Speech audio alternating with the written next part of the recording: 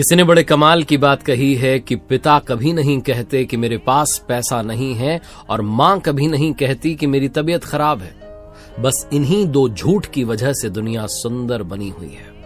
नमस्ते, मैं हूं आरजे कार्तिक। एक बड़ी छोटी सी कहानी आपको सुनाता हूं एक बिजनेसमैन की, जिनके पास बहुत सारा पैसा था, जिन्होंने अपने बेटे को पाल पोस कर खुद ही बड़ा किया क्योंकि उनकी पत्नी का देहांत हो चला था। बच्चा पढ़ाई में बहुत अच्छा था। एक दिन बेटा घर आया और आकर के बोला कि पापा, अगर मैंने इस बार कॉलेज में टॉप कर दिया फाइनल एग्जाम में तो आप मुझे क्या दिलाएंगे। पिताजी ने कहा, बताओ तुम्हें क्या चाहिए। तो उसने कहा कि पापा, अपने शहर में वो महंगा शोरूम खुला है ना, महंगी कार वाला, सबसे लग्जरी कार आई है अपने शहर में, मुझे वही वाली गाड़ी चाहिए। पापा ने कहा, ठीक है बेटा, अगर तुम कॉलेज में टॉप कर जाते हो, सबसे बेहतर प्रदर्शन करते हो, तो कार तुम्हारी। बात पक्की हो गई। लड़के ने डबल एफर्ट्स के साथ और मेहनत के साथ पढ़ाई की और सच में कमाल कर दिया। जिस दिन वो कॉलेज पहुंचा रिजल्ट देखने के लिए, तो वहीं से कॉल कर दिया कि पापा, आपके बेटे ने टॉप कर दिया है, अब घर के आंगन में आकर के वो गाड़ी खड़ी हो जाए, बस यही मैं चाहता हूं। मैं मिठाई लेकर के दोस्तों के साथ पार्टी करके कुछ टाइम बाद घर आ रहा हूं, आप गाड़ी तैयार रखना। पिताजी ने कहा, ठीक है, बहुत खुश हुए, वाह क्या बात है। लड़के ने दोस्तों के साथ पार्टी की, मिठाई खरीदी, घर पहुंचा 2-3 घंटे बाद तो निराश हो गया, उदास हो गया। घर के आंगन में गाड़ी नहीं थी। उदास मन से पिताजी के कमरे में गया। पिताजी बड़े खुश थे कि वाह बेटा, कमाल कर दिया ये वो, और उसे गिफ्ट दे दिया, ये तुम्हारे लिए। बेटे का दिमाग जो है खराब हो चुका था कि पापा ये कर क्या रहे हैं, बात क्या हुई थी और क्या गिफ्ट दे रहे हैं। फिर भी उसने पिताजी को प्रणाम किया, चरण स्पर्श किए और गया अपने कमरे में। जाकर के गिफ्ट को अनरैप किया तो अंदर रामायण जी थी। उसने कहा, मुझे रामायण जी दे दी।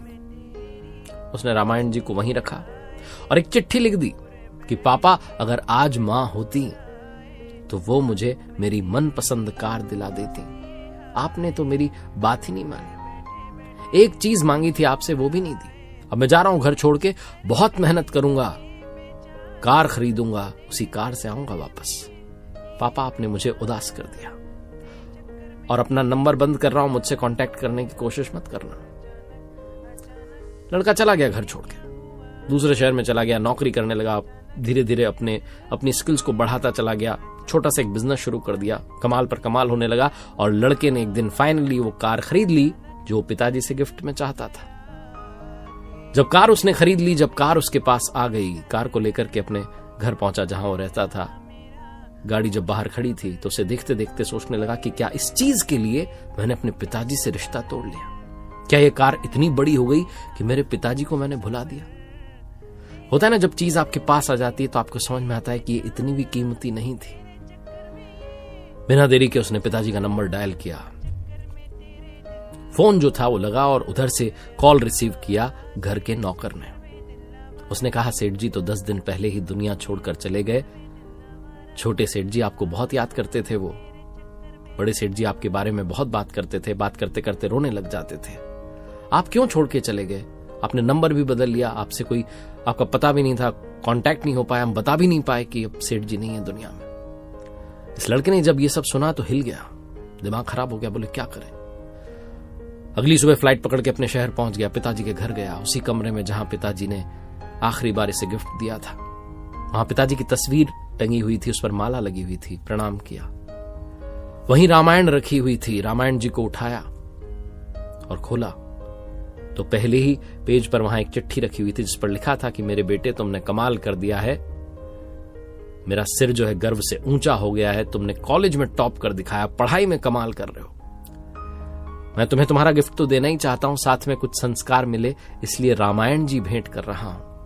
और तभी एक लिफाफा सरक करके नीचे गिरा, तो लिफाफा खोला तो उसमें कार की चाबी थी और पेमेंट कर दिया था वो कैश में, तो उसका बिल भी था। लड़के को समझ में आया कि पिताजी ने वो जो गिफ्ट दिया था, उसकी पैकिंग को समझ करके मैं पता नहीं क्या समझ बैठा।